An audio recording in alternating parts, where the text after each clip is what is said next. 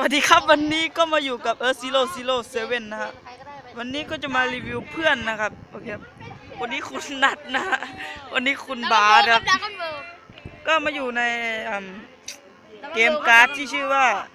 บัดดี้ไฟนะฮะ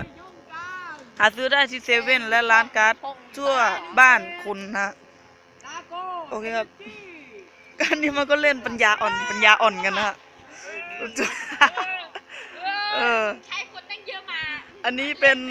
ชาวนิกอยนะเอวีอาร์เมอร์ดากอนอีเป็น6,000ก็กลัวครูมามากเลยครับเสียวจานเห็นนะจานจักรวาลมา